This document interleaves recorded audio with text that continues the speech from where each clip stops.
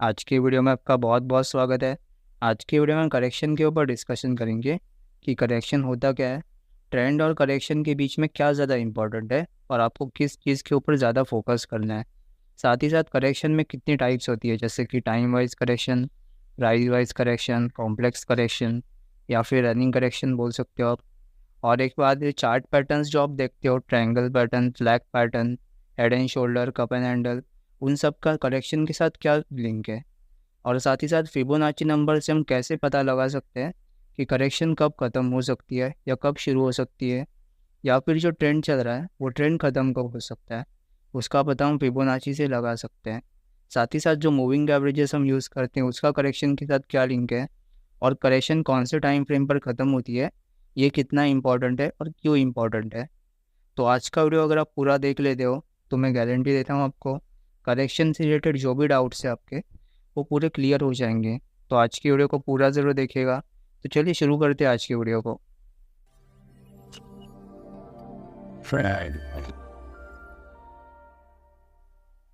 तो चलिए सबसे पहले जान लेते हैं कि करेक्शन होता क्या है।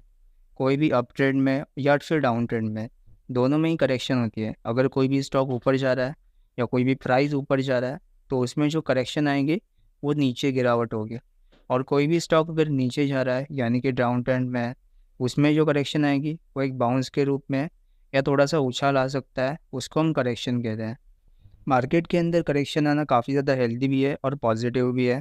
आप में से बहुत सारे लोग सोच सकते हैं कि करेक्शन तो आती है, जो भी ट्रेडर और इन्वेस्टर है वो ट्रेंड में तो बड़ा एंजॉय करते हैं, उन्हें प्रॉफिट्स भी दिखाई देते हैं, लेकिन करेक्शन को थोड़ा सा डरते हैं। ये नहीं करना चाहिए, हमें दोनों को ही बेयर करना चाहिए और दोनों ही पार्ट ऑफ द गेम है। आप में से कुछ लोग ये डिस्कस कर सकते हैं कि आइडियल करेक्शन किसको बोलते हैं, जैसे कि 10%, 20%, 25%, उसको हम आइडियल करेक्शन कह सकते हैं या नहीं। लेकिन ये पॉइंट थोड़ा सा लॉजिकल नहीं है, थोड़ा सा इलॉजिकल है और कुछ हद तक रॉन्ग भी है। और कुछ लोग ये भी बोल सकते हैं कि फिबोनाची नंबर्स जैसे कि 38%, 62%, 78%, ये करेक्शन हो सकती है। तो ये थोड़ा सा लॉजिकल पॉइंट है, लेकिन ये भी कंप्लीट पॉइंट नहीं है। करेक्शन कहाँ पर ख़त्म होती है ये फिबोनाची नंबर्स बता तो सकते हैं, लेकिन एक्यूरेटली हम पॉइंट नहीं कर सकते कि हमारे स्टॉप लॉस काफ़ी छोटे हो जाए और टारगेट काफ़ी बड़ा हो जाए। इसके लिए हमें बाकी इंडिकेटर्स और प्राइस की हेल्प लेनी पड़ती है। आपको हमेशा करेक्शन के लिए तैयार रहना चाहिए। अगर आप स्टॉक मार्केट में इन्वेस्टेड करते हो तो करेक्शन के लिए तैयार होना काफ़ी अच्छी बात होती है। हालांकि अब जो ट्रेंड देखते हो, ट्रेंड जब ख़त्म होता है उसमें कोई साइंस दिखाई देता है कि ट्रेंड ख़त्म हो रहा है और करेक्शन स्टार्ट हो रही है, तो उसमें आपको निकलना है। थोड़ा सा प्रॉफिट आपका कम ले सकता है, लेकिन वहाँ पर आपको निकलना है। आगे आने वाले चार्ट स्टडी में हम ये भी डिस्कशन करेंगे कि टॉप के आसपास ऐसे कौन से साइन दिखाई देते हैं चार्ट पर, जिससे आप पता लगो कि हम निकल सकते हैं वहाँ पर। अब एक बार डिस्कस कर लेते हैं कि ट्रेंड वर्सेस करेक्शन में कौन सा ज़्यादा इंपॉर्टेंट है। आप सब ये बात तो जानते हैं, कोई भी स्टॉक अगर ऊपर जा रहा है तो वो अप ट्रेंड है, और कोई भी स्टॉक अगर नीचे जा रहा है तो वो डाउन ट्रेंड है। ऐसे ही हम इसे सिंपल रखेंगे। जो भी स्टॉक अप ट्रेंड में जा रहा है उसमें जो भी फॉल आता है उसको हम करेक्शन कहते हैं, और डाउन ट्रेंड के अंदर जो भी स्टॉक जा रहा है उसके अंदर जो भी बाउंस आएगा उसको भी हम करेक्शन करेंगे। ये करेक्शन हमें टाइम वाइज, प्राइस वाइज भी हो सकती है, लेकिन एक आइडियल करेक्शन हम तभी मानेंगे जब टाइम और प्राइस दोनों पूरे हुए हैं। कोई भी एक ही चीज़ पूरी हुई तो इसे आइडियल नहीं मान सकते। हालांकि किसी केस में टाइम वाइज करेक्शन हो सकती है जाकि प्राइस नीचे ज़्यादा ना गिरे, लेकिन करेक्शन फिर भी पूरी हो जाती है। वो केस थोड़ा सा एक्सेप्शनल है कि प्राइस नीचे नहीं आता और फिर भी करेक्शन पूरी हो जाती है, जिसको हम टाइम वाइज करेक्शन कहते हैं। और रनिंग करेक्शन में भी ऐसा उल्टा होता है कि प्राइस तो ऊपर जाता रहता है लेकिन फिर भी करेक्शन होती रहती है। तो इस चीज़ के ऊपर हम बाद में देखेंगे। पहले ये डिस्कस कर लेते हैं ट्रेंड और करेक्शन में क्या ज़्यादा इंपॉर्टेंट है। आप जितनी भी कोशिश कर लो, अगर आप बुल हो या बियर हो, दोनों में ही आपको ट्रेंड में ही पैसा मिलेगा। यानी कि अगर आप बुल हो तो आपको बाई करके ही पैसा कमा सकते हो, बुल मार्केट में आप शॉर्ट करके कमा नहीं सकते। और उसके एकदम उल्टा बियर मार्केट में आप शॉर्ट करके ही कमा सकते हो, बाई करके कभी कमा नहीं सकते, क्योंकि वो दोनों करेक्शन का पार्ट है। हमें पैसा हमेशा या प्रॉफिट ट्रेंड में ही मिलेगा, कभी भी करेक्शन में नहीं मिल सकता। तो इस बात को आप ध्यान जरूर रखिएगा। तो चलिए एक बार जान लेते हैं कि ट्रेंड और करेक्शन में इंपॉर्टेंट क्या है। तो जैसा कि आप जानते हो, एक ट्रेंड के बाद करेक्शन तो आता ही है। तो ट्रेंड कहाँ पर ख़त्म होगा यह आइडेंटिफाई करना काफ़ी मुश्किल है, लेकिन करेक्शन कहाँ पर ख़त्म होगी यह आइडेंटिफाई करना काफ़ी आसान है। इस टॉपिक के ऊपर हम आज के वीडियो में जानेंगे। तो इस वीडियो को पूरा ज़रूर देखिएगा। तो चलिए एक एग्जांपल देख लेते हैं। जैसा कि आप चार्ट पर देख रहे हो, यहाँ पर एक स्ट्रॉन्ग अप ट्रेंड बना हुआ है। अप ट्रेंड में 2 बार करेक्शन आई है। जो पहली बार करेक्शन आई है वो टाइम वाइज करेक्शन है, और दूसरी बार जो करेक्शन आई है वो प्राइस वाइज करेक्शन है। दोनों ही करेक्शन प्रॉपरली वैलिड है। यहाँ पर भी आप साफ साफ देख सकते हो कि जो प्राइस वाइज करेक्शन आई है, यानी कि दूसरी वाली करेक्शन, यहाँ पर प्राइस हालांकि नीचे गिरा है थोड़ा सा, लेकिन फिर भी कंसोलिडेशन हुआ है नीचे। तो कंसोलिडेशन काफ़ी इंपॉर्टेंट है। हम आइडियल करेक्शन उसे ही मानेंगे जिसमें टाइम और प्राइस दोनों ही इन्वॉल्व हो। कोई भी एक चीज़ इन्वॉल्व होने पर हम प्रॉपर करेक्शन नहीं मान सकते। और एक एग्जांपल देख लेते हैं। ये भी काफ़ी अच्छा अप ट्रेंड था। अप ट्रेंड के बाद करेक्शन आ गई। इसमें भी आप देख सकते हो कि प्राइस थोड़ा सा नीचे आ गया, लेकिन फिर भी हम इसे टाइम वाइज करेक्शन मानेंगे, ना कि प्राइस वाइज करेक्शन। नीचे इसमें कंसोलिडेशन काफ़ी हुई, और अब ये चांसेस दिखाई दे रहे हैं कि करेक्शन ख़त्म हो सकती है। और एक एग्जांपल देख लेते हैं। ये डाउन ट्रेंड का एग्जांपल है। इसमें भी आप टाइम वाइज और प्राइस वाइज करेक्शन देख सकते हो। जो पहली करेक्शन इसमें हुई है वो पूरी तरह से प्राइस वाइज करेक्शन है, यानी कि एक बाउंस आया है। और जो दूसरी करेक्शन हुई है वो टाइम वाइज करेक्शन है, यानी कि ये टाइम बिता चुका है, यहाँ पर एक ही जगह कंसोलिडेट कर चुका है। तो एक चीज़ तो क्लियर हो जाती है कि भले ही अप ट्रेंड हो या डाउन ट्रेंड, दोनों ही टाइम हमें करेक्शन में प्राइस वाइज और टाइम वाइज करेक्शन दिखाई दे सकते हैं। और एक एग्जांपल देख लेते हैं। ये भी एक साफ साफ डाउन ट्रेंड है, लेकिन इसमें 3 बार करेक्शन आ चुकी है, और ये तीनों करेक्शन टाइम वाइज करेक्शन है। प्राइस इसमें ज़्यादा नीचे नहीं आया करेक्शन के टाइम, लेकिन टाइम काफ़ी बिता चुका है ये। तो करेक्शन और ट्रेंड के बीच में आपको करेक्शन को ज़्यादा ध्यान रखना है। हालांकि आप ट्रेंड से ही पैसा कमा सकते हो, प्रॉफिट कमा सकते हो, लेकिन करेक्शन पे आपको फोकस ज़्यादा रखना है। आप में से जो भी लोग इलियट थियरी या नियो वेव थियरी जानते होंगे, नियो वेव थियरी के अंदर टोटल 13 कैरेक्टर्स हैं, जिसमें इम्पल्स के लिए टोटल 2 कैरेक्टर्स हैं, और बाकी के 11 कैरेक्टर्स करेक्टिव फेज के लिए। यानी कि कोई भी स्टॉक अगर ऊपर जा रहा है तो ऊपर जाने में इम्पल्स वेव फॉर्म होती है, तो उस इम्पल्स वेव के लिए 2 कैरेक्टर रखे गए हैं। और जो नीचे आने वाली फेज़ है, यानी करेक्टिव फेज़, उसके अंदर टोटल 11 कैरेक्टर्स रखे गए हैं। तो इलियट वेव थियरी और नियो वेव थियरी के अंदर भी करेक्शन को इम्पोर्टेंस ज़्यादा दी हुई है। वो काफ़ी बड़ी थियरी है, काफ़ी ज़्यादा लोग इसे इस्तेमाल करते हैं। यूएस के अंदर सबसे पहले फॉर्म हुई थी, और काफ़ी पॉपुलर भी है और रिलायबल भी है। टेक्निकल एनालिसिस के अंदर आप मान सकते हो कि ये सबसे एडवांस पार्ट है सीखने के लिए, और इसके अंदर भी करेक्शन को ही ज़्यादा इंपॉर्टेंस दी हुई है। तो हमें भी करेक्शन के ऊपर ज़्यादा इंपॉर्टेंस देना है, ना कि ट्रेंड के ऊपर। ट्रेंड तो मिल ही जाएगा उसके बाद। चलिए एक बार जान लेते हैं कि करेक्शन में कितनी टाइप्स होती है, यानी कि टाइप्स ऑफ करेक्शन। जैसा कि आप जानते हो, प्राइस वाइज करेक्शन और टाइम वाइज करेक्शन तो होती है, साथ ही साथ एक करेक्शन होती है, कॉम्प्लेक्स करेक्शन और रनिंग करेक्शन। तो एक बार टाइम वाइज करेक्शन और प्राइस वाइज करेक्शन के बारे में पहले डिस्कस कर लेते हैं, बाद में हम करेक्शन के और 2 टाइप्स के बारे में भी डिस्कशन करेंगे। तो टाइम वाइज करेक्शन और प्राइस वाइज करेक्शन में सबसे बड़ा डिफरेंस तो ये होता है कि करेक्शन जब भी आती है तब प्राइस नीचे आता है, और दूसरे वाले केस में टाइम ज़्यादा बिताता है, प्राइस ज़्यादा नीचे नहीं आता। हालांकि आप ये बात जान सकते हो कि प्राइस वाइज करेक्शन अगर हो रही है तो उसके अंदर भी टाइम लगाना ज़रूरी है, और टाइम वाइज करेक्शन हो रही है तो उसके अंदर भी प्राइस लगाना ज़रूरी है, यानी कि प्राइस का नीचे आना ज़रूरी है। तो इस बात को आप ज़रूर नोट कीजिएगा कि कोई भी करेक्शन अगर होती है तो उनमें दोनों के कॉम्बिनेशन के साथ होती है।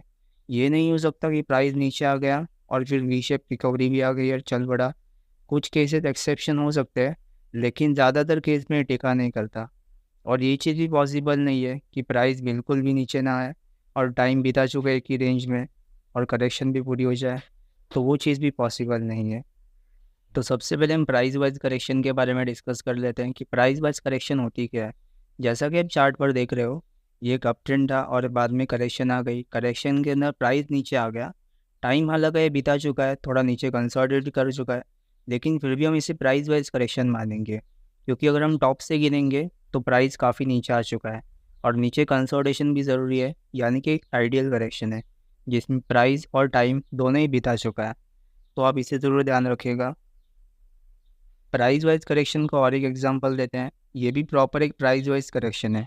इसमें भी प्राइस नीचे आ गया, करेक्शन भी कर रहा है, और बाद में इसमें अपमूव भी आ गई, तो ये भी प्राइस वाइज करेक्शन है।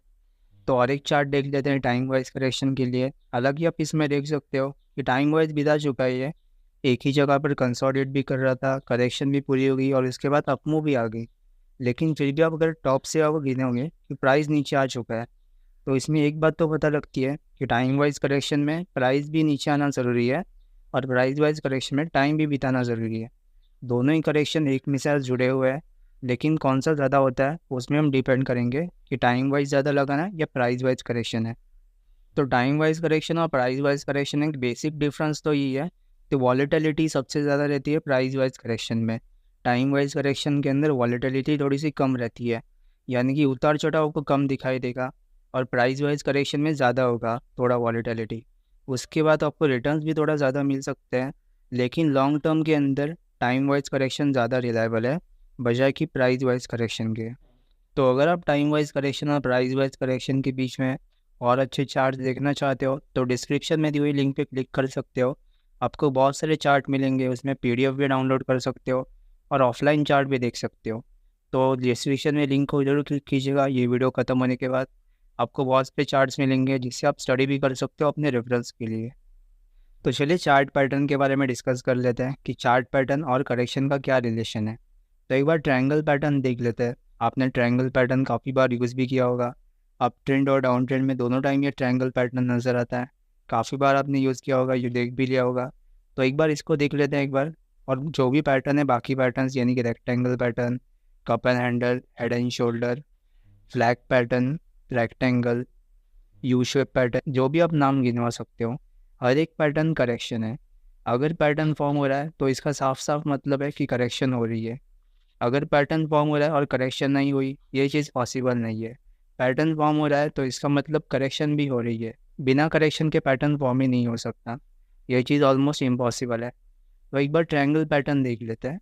तो जैसा कि आप स्क्रीन पर देख रहे हो, ये ट्रायंगल पैटर्न का एक प्रॉपर एग्जांपल है। यहाँ पर आप देख सकते हो ट्रायंगल पैटर्न में काफ़ी बार ये ऊपर भी नीचे भी टच कर चुका है। मूविंग एवरेजेस यहाँ पर नज़दीक आ चुका है। अगर आप हमारे बुलेटिन का वीडियोस रेगुलर फॉलो करते हो तो आप जान चुके होंगे कि मूविंग एवरेजेस का क्लोज आना कितना ज़रूरी है। इस वीडियो के अगले सेक्शन में यानी कि कुछ मिनट बाद हम मूविंग एवरेज के ऊपर भी डिस्कशन करेंगे, तो इसे पूरा ज़रूर देखिएगा। और अगर आप और भी ट्रायंगल पैटर्न और भी पैटर्न्स जानना चाहते हो तो डिस्क्रिप्शन में दी हुई लिंक को क्लिक कर सकते हो। ये वीडियो खत्म होने के बाद आपको बहुत सारे चार्ट्स नज़र आएंगे जिसको आप स्टडी पर्पज़ के लिए यूज़ कर सकते हो। साथ ही साथ आप उसमें एक पीडीएफ भी डाउनलोड कर सकते हो जिससे आप ऑफलाइन भी चार्ट्स देख सको। रेक्टेंगल पैटर्न का भी एक चार्ट देख लेते हैं। ये रेक्टेंगल पैटर्न फॉर्म हो रहा है चार्ट में, इसका ब्रेकआउट भी आ गया, थोड़ा ऊपर भी निकल चुका है। इसमें भी आप साफ साफ देख पा रहे हो कि टाइम वाइज करेक्शन हुई है। ये प्राइस वाइज करेक्शन नहीं है, टाइम वाइज करेक्शन है। हालांकि अगर आप हाई और लो गिनोगे तो प्राइस नीचे आया है, लेकिन फिर भी हम टाइम वाइज करेक्शन मानेंगे क्योंकि टाइम बीता चुका है ज़्यादा और प्राइस कम बीता चुका है। तो रेक्टेंगल पैटर्न के ऊपर और एक चार्ट देख लेते हैं। ये भी एक टिपिकल एग्जांपल है रेक्टेंगल पैटर्न के लिए। इसमें भी आप साफ साफ देख पा रहे हो कि टाइम वाइज करेक्शन हुई है। यहाँ पर प्राइस वाइज करेक्शन ही नहीं है, पूरी तरह से टाइम वाइज करेक्शन है। तो जो भी पैटर्न आप गिन सकते हो, हर एक पैटर्न में करेक्शन होती है। तो एक बार फिबोनाची नंबर्स के बारे में भी जान लेते हैं। आप यहाँ पर कमेंट में बता सकते हो कि कौन सा पार्ट आपको सबसे इंटरेस्टिंग लगा, कौन सा पार्ट आपका सबसे ज़्यादा फेवरेट है। तो चलिए एक बार फिबोनाची नंबर्स के बारे में डिस्कस कर लेते हैं। फिबोनाची नंबर्स के अलावा आप जान सकते हो थोड़ा सा कि अगर आप कोई भी पिछले दो फैक्टर्स को ऐड कर लेते हो तो फिबोनाची नंबर बन जाता है। यहाँ पर आप स्क्रीन पर देख पा रहे हो कि 1, 2, 3, 5, 8, 13 ये सब फिबोनाची नंबर्स हैं। और इसको आप जब चाहो तब कंटिन्यू कर सकते हो, जहाँ तक चाहो वहाँ तक आप इसे कंटिन्यू कर सकते हो। तो फिबोनाची नंबर्स आपको सिर्फ स्टॉक मार्केट या प्राइजेस के अंदर दिखाई नहीं देगा, आपको हर एक चीज़ के अंदर दिखाई देगा। हमारे हाथ का साइज़ कितना होगा, उंगलियों का साइज़ कितना होगा, बॉडी स्ट्रक्चर कैसे होगा, उसमें भी फिबोनाची नंबर्स इंक्लूडेड है। स्पेस के अंदर भी फिबोनाची नंबर्स इंक्लूडेड है। नेचर में ऑलमोस्ट हर एक चीज़ के ऊपर फिबोनाची नंबर्स एप्लीकेबल होते हैं। जहाँ तक कि पेड़ का जो ग्रोथ होता है, यानी कि कितने ब्रांचेस एक पेड़ को हो सकते हैं, कौन से हाइट के ऊपर, इसके ऊपर भी फिबोनाची नंबर्स बेस है। आप यहाँ पर वीडियो पॉज करके देख सकते हो कि ब्रांचेस किस तरह उगते हैं पेड़ में। तो एक बार जान लेते हैं कि फिबोनाची नंबर में स्टॉक मार्केट में आप कैसे अप्लाई कर सकते हो। तो चार्ट के ऊपर चल पड़ते हैं। तो जैसे कि आप चार्ट पर देख रहे हो, यहाँ पर एक अपमूव आई थी और करेक्शन भी आ गई। ये करेक्शन किस जगह पर ख़त्म होगी, उसमें हम फिबोनाची नंबर्स का इस्तेमाल कर सकते हैं। हालांकि उतने एक्यूरेट नंबर्स नहीं है, पूरी तरह से हम एक्यूरेट नहीं मान सकते, लेकिन 80 to 90% चांसेस में काम करता है, जो कि काफ़ी अच्छा है। 10% में हालांकि स्टॉप लॉस हिट करवा दे, लेकिन अगर आपको रिस्क का रिवॉर्ड रेशो काफ़ी अच्छा है तो फिबोनाची नंबर्स अच्छे से काम कर सकते हैं। अगर आप बाकी पैटर्न्स, मूविंग एवरेजेस और बाकी इंडिकेटर्स के आप अगर यूज़ करते हो तो फिबोनाची नंबर्स काफ़ी इस्तेमाल कर सकते हैं। तो और एक चार्ट देख लेते हैं। ये भी इसमें अपमूव आई थी और बाद में करेक्शन भी आ गई। करेक्शन में हालांकि फिबोनाची नंबर्स एकदम एक्यूरेट ख़त्म हुआ है। फिबोनाची नंबर्स का सबसे पहले इस्तेमाल स्टॉक मार्केट में आर.एन. इलियट के द्वारा किया गया था। आर.एन. इलियट वही है जिन्होंने इलियट थियरी का आविष्कार किया हुआ है। तो इलियट थियरी और नियो वेव्स थियरी काफ़ी इंपॉर्टेंट है। और जैसे ही उनकी डेथ हो गई, आर.एन. इलियट की अनफॉर्चुनेटली डेथ हो गई, तब नियो वेव्स की थियरी ग्लेन नीली ने निकाली थी, जो कि उनके स्टूडेंट है। तो ये काफ़ी पॉजिटिव बात है। इलियट वेव्स थियरी काफ़ी कुछ डाउ थियरी के ऊपर बेस है। डाउ थियरी में साफ साफ बताया गया है सबसे पहले कि अगर आप कोई भी अप ट्रेंड देखते हो तो उसके अंदर हाइयर हाई और हाइयर लोज बनते हैं। यानी कि जो हाई लगेगा वो प्रीवियस हाई को काटेगा और उसके थोड़ा ऊपर जाके ब्रेकआउट भी देगा, और जो लो लगेगा वो प्रीवियस लो को नहीं काटेगा, यानी कि हाइयर हाई और हाइयर लोज। और डाउन ट्रेंड में इसका साफ उल्टा, डाउन ट्रेंड के अंदर लोअर लोज और लोअर हाइस बनते हैं। यानी कि जो लो लगेगा वो प्रीवियस लो को काटेगा, लेकिन जो बाउंस आएगा करेक्शन के रूप में वो अपने प्रीवियस हाई को काट नहीं पाएगा। तो इसको सिंपली हम बोल सकते हैं हाइयर हाइज और हाइयर लोज, और डाउन ट्रेंड के अंदर लोअर लोज और लोअर हाइज। लेकिन डाउ थियरी के अंदर एक प्रॉब्लम थी। कोई भी अगर करेक्शन आती है तो अगर वो 99% तक रिट्रेस हो जाती है मान लेते हैं, तो फिर भी हम उसे करेक्शन मानेंगे, उसको कोई ट्रेंड रिवर्सल नहीं मान सकते। लेकिन ये कब तक ट्रेंड रिवर्सल हो सकता है? हमारा तो पूरा अपमूव निकल जाएगा, प्रॉफिट भी निकल जाएगा। इस चीज़ को सबसे पहले सॉल्व किया था इलियट वेव थियरी के अंदर। उसके अंदर फिबोनाची नंबर्स को इस्तेमाल किया गया था, और फिबोनाची नंबर्स के द्वारा हम पता लगा सकते हैं कि कोई भी स्टॉक कितना नीचे आ चुका है और कब उसकी करेक्शन बढ़ सकती है और डाउन ट्रेंड या बड़ा वाला करेक्शन शुरू हो सकती है। कोई भी टूल और इंडिकेटर आप ले लो, वो बड़े टाइम फ्रेम पर यानी कि मंथली टाइम फ्रेम पर, वीकली टाइम फ्रेम पर ज़्यादा अच्छे से काम करेंगे बजाय कि छोटे टाइम फ्रेम पर। डेली टाइम फ्रेम पर भी काम कर सकते हैं, लेकिन अगर आप बहुत छोटा चार्ट ले लेते हो, जैसे कि 5 मिनट, 3 मिनट या 1 मिनट का चार्ट, या और अलग अलग सॉफ्टवेयर जो थोड़े से एडवांस होते हैं उसमें छोटे चार्ट्स और भी आते हैं, जैसे कि 30 सेकेंड्स, 2 सेकेंड्स, 5 सेकेंड्स, तो उसके अंदर थोड़ा काम करना मुश्किल है। लेकिन बड़े चार्ट के अंदर वो अच्छे से काम करता है। कोई भी आप टूल ले सकते हो, फिबोनाची ले सकते हो या अलग अलग इंडिकेटर्स, बड़े टाइम फ्रेम के अंदर काफ़ी अच्छे से काम करेंगे। तो और एक फिबोनाची का चार्ट देख लेना जो कि डाउन ट्रेंड में काम कर रहा है। आप यहाँ पर देख सकते हो कि स्टॉक नीचे गिरा जा रहा था और एक बाउंस आ गया। ये बाउंस जो यहाँ पर ख़त्म हुआ है वो भी एक फिबोनाची नंबर है। और एक बात बता देता हूँ कि फिबोनाची नंबर्स के अंदर जो 61.8% की रिट्रेसमेंट होती है वो सबसे बेहतरीन मानी जाती है रिट्रेसमेंट के लिए, करेक्शन ख़त्म होने के लिए। और वही नंबर हमें ज़्यादातर नेचर में भी दिखाई देता है। तो इस चीज़ को आप नोट ज़रूर कीजिएगा, और चाहे तो आप इसे लिख ले सकते हैं। और अगर आपको कोई भी डाउट है इसके रिगार्डिंग तो मुझे कमेंट में ज़रूर बताइएगा, मैं ज़रूर कोशिश करूँगा आपको आंसर देने के लिए। और भी अगर आप फिबोनाची रिलेटेड से चार्ट देखना चाहते हो तो डिस्क्रिप्शन में दी हुई लिंक को क्लिक कर सकते हो। वहाँ पर आपको बहुत सारे चार्ट्स मिलेंगे एजुकेशनल पर्पज़ के लिए। तो चलिए इस वीडियो के और लास्ट के जो 2 पार्ट हैं कि करेक्शन में मूविंग एवरेजेस का इस्तेमाल कहाँ पर होता है और टाइम फ्रेम कितना इंपॉर्टेंट है करेक्शन को पूरा होने के लिए, इन 2 पार्ट्स के बारे में डिस्कशन कर लेते हैं। तो सबसे पहले मूविंग एवरेजेस के बारे में डिस्कशन करेंगे। तो मूविंग एवरेज जैसा कि आप जानते हो, आप क्रॉस ओवर भी यूज़ करते रहेंगे। जब प्राइस उसे थोड़ा ऊपर या की क्लोजिंग या नीचे की क्लोजिंग, 200 EMA के ऊपर की क्लोजिंग, आप ये सब इस्तेमाल करते होंगे। लेकिन ये सही तरीका नहीं है। आपको मूविंग एवरेजेस साथ में इस्तेमाल करना है। आप 50 EMA, 100 EMA और 200 EMA को मिक्स करके यूज़ कर सकते हो। और एक बात जो मैं बताने जा रहा हूँ उसे ध्यान से सुनिएगा। हर एक करेक्शन अपने 200 EMA या उसके आसपास ही ख़त्म होती है। और एक बार रिपीट करता हूँ, हर एक करेक्शन अपने 200 EMA के आसपास ही ख़त्म होती है किसी ना किसी टाइम फ्रेम पर। अब टाइम फ्रेम का मतलब है 1 hour, 2 hour, 1 week, 1 month, 1 day, अलग अलग टाइम फ्रेम हो सकता है। और उस टाइम फ्रेम के अलग अलग टाइम फ्रेम में अलग अलग मूवमेंट आ सकती है, और बहुत सारा टाइम भी लग सकता है करेक्शन को पूरा होने में। इसकी चर्चा हम बाद में करेंगे, लेकिन हम देख लेते हैं कि मूविंग एवरेजेस काम कैसे करते हैं करेक्शन के टाइम। अगर आप हमारे एसएम बुलेटिन का वीडियोस रेगुलर देखते होंगे तो आप ये चीज़ तो समझ गए होंगे कि करेक्शन तभी ख़त्म होती है जब मूविंग एवरेजेस स्क्वीज़ हो जाते हैं। यानी कि मूविंग एवरेजेस जैसे स्क्वीज़ हो गए और उसके बाद जो ब्रेकआउट आएगा अच्छे कैंडल और एक अच्छे बॉलीजन ब्रांड के ब्रेकआउट के साथ, तभी हम मानेंगे करेक्शन पूरी हो गई है। और एक चार्ट देख लेते हैं जहाँ पर करेक्शन तो हुई थी लेकिन करेक्शन वो फेल हो गई। तो ये चार्ट में जैसा कि आप देख रहे हो कि करेक्शन हो गई, प्राइस वाइज करेक्शन, और यहाँ से डायरेक्ट ऊपर आ गया। इस करेक्शन प्रॉपर इसलिए नहीं मानेंगे कि नीचे कंसोलिडेशन होना ज़रूरी है। टाइम वाइज करेक्शन और प्राइस वाइज करेक्शन में हम बता चुके हैं कि टाइम और प्राइस दोनों का पूरा होना ज़रूरी है। कोई भी अगर एक चीज़ पूरी होती है तो हम उस करेक्शन को वैलिड नहीं मानेंगे। हम उस करेक्शन को तभी वैलिड मान सकते हैं जब टाइम और प्राइस दोनों पूरे हो। एक ही पैटर्न अगर कोई पूरा होता है या सिर्फ टाइम पूरा होता है, सिर्फ प्राइस पूरा होता है, तब हम उसे वैलिड नहीं मानेंगे। वो करेक्शन नकली हो सकती है या वो दोबारा पलटी मार सकता है। तो एक बार टाइम फ्रेम के बारे में डिस्कस कर लेते हैं कि कौन सी करेक्शन है और कितने टाइम फ्रेम पर आ रही है, तो कितना टाइम लग सकता है करेक्शन को पूरा होने में। ये थोड़ा सा कॉम्प्लेक्स होगा तो इसे ध्यान से ज़रूर सुनिएगा। अगर कोई भी स्टॉक 1 आवर के टाइम फ्रेम पर करेक्शन कर रहा है, इसका मतलब है कोई भी प्राइस अगर 1 आवर के टाइम फ्रेम पर करेक्शन ले रही है और अपने 200 EMA को टच कर चुकी है 1 आवर के टाइम फ्रेम पर, तब उस करेक्शन को पूरा होने में 1-1.5 महीना तो लगना ही चाहिए, और ज़्यादा से ज़्यादा 3 महीने भी लग सकते हैं। लेकिन अगर कोई भी करेक्शन 1 महीने से पहले पूरी हो जाती है, तब हम इस करेक्शन को वैलिड नहीं मानेंगे।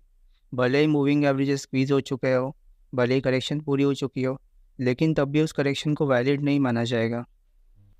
और एक टाइम फ्रेम के बारे में डिस्कस कर लेते हैं जो कि है 2 आवर का टाइम फ्रेम। अगर कोई भी स्टॉक 2 आवर के टाइम फ्रेम पर करेक्शन कर रहा है, यानी कि 2 आवर के टाइम फ्रेम पर 200 EMA पर सपोर्ट ले रहा है और वहाँ पर कंसोलिडेट कर रहा है, तब उस करेक्शन को पूरा होने में मिनिमम 2-3 महीने या 2-2.5 महीने तो लगने ही चाहिए। कोई भी करेक्शन अगर 2 महीने से पहले पूरी हो जाती है, तब हम इस करेक्शन को वैलिड नहीं मानेंगे। आपको इस चीज़ में स्टॉप लॉस काफ़ी छोटा रहेगा, यानी कि मूविंग एवरेजेस जब स्क्वीज़ हो जाते हैं और उसके बाद ब्रेकआउट आ जाता है, तो ब्रेकआउट में आपका स्टॉप लॉस काफ़ी छोटा रहेगा, यानी कि 200 EMA या जो भी लो आसपास तैयार हुआ है। 3 आवर के टाइम फ्रेम के ऊपर डिस्कस कर लेते हैं। कोई भी स्टॉक अगर 3 आवर के टाइम फ्रेम पर करेक्शन पूरी कर रहा है, तो उसे मिनिमम 3 से 3.5 महीने तो लगने ही चाहिए। मैक्सिमम अगर ज़्यादा महीने लग जाते हैं, मान लेते हैं कि 6-7 महीने लग जाते हैं या फिर 10 महीने लग जाते हैं, तो इसका मतलब है अगले टाइम फ्रेम पर करेक्शन पूरी कर रहा है। वो उस टाइम फ्रेम की करेक्शन नहीं है, आपको अगले टाइम फ्रेम पर गिनना है उसकी करेक्शन। 4 आवर के टाइम फ्रेम के बारे में डिस्कस कर लेते हैं।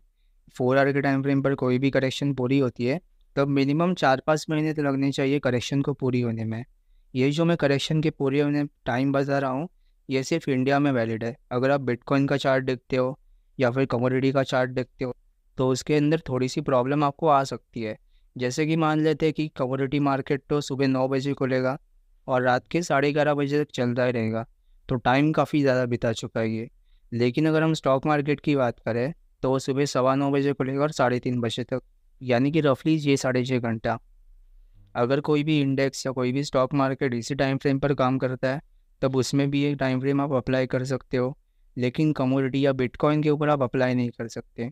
उसमें भी हालांकि आप मूविंग एवरेजेस का स्क्वीज होना अप्लाई कर सकते हो, लेकिन कौन से टाइम फ्रेम पर करेक्शन पूरी होगी और कितना टाइम लगेगा, ये अप्लाई करना थोड़ा सा मुश्किल है। तो आप में से कोई बिटकॉइन में ट्रेड करता है तो मुझे कमेंट में ज़रूर बताइएगा। और ये भी जान लीजिए कि अगर आप इथेरियम का एक बार चार्ट देख लेते हैं, ये काफ़ी इंपॉर्टेंट है, इसलिए कि मैं बिटकॉइन के बारे में थोड़ा सा डिस्कस कर लेता हूँ। इथेरियम के चार्ट में आप क्लियरली देख सकते हो, ये इथेरियम का 1 डे का चार्ट है। इसमें अंदर भी मूविंग एवरेजेस स्क्वीज हो चुकी है, ब्रेकआउट भी आ गया और उसके बाद अपमूव आ गई। तो यहाँ पर भी प्रिंसिपल्स तो काम कर रहा है, लेकिन टाइम फ्रेम डिसाइड करना काफ़ी मुश्किल है, यानी कि 1 डे के टाइम फ्रेम पर कितना टाइम लगेगा करेक्शन को पूरा होने के लिए, ये पता लगाना काफ़ी मुश्किल है।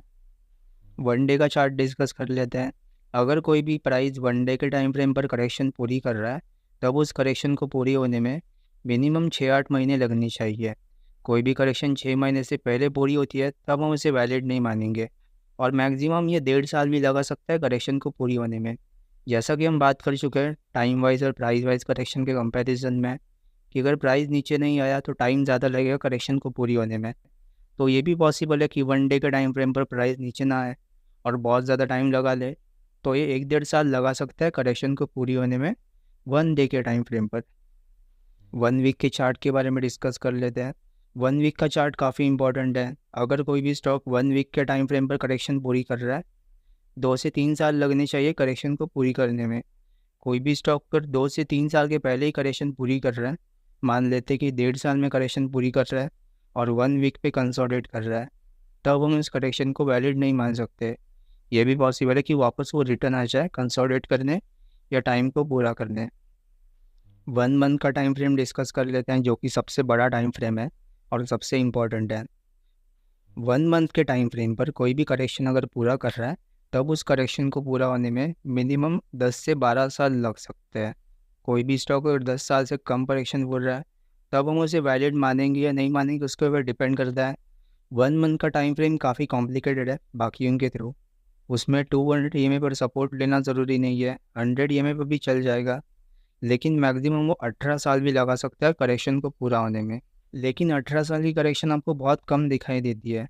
करेक्शन बड़ी तब होती है जब उसके पहले बुल मार्केट बड़ी हो, और उसके पहले अगर 2-3 साल का अप ट्रेंड है तो उसके बाद आपको 18 साल की करेक्शन दिखाई कभी नहीं देगी।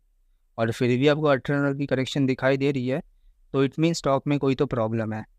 यू शेप पैटर्न अगर आप लॉन्ग टर्म में देखते हो तो उसमें आप देख सकते हो करेक्शन काफ़ी हो सकती है। यू शेप पैटर्न में एक बार DLF का चार्ट डिस्कस कर लेते हैं एजुकेशनल पर्पज़ के लिए।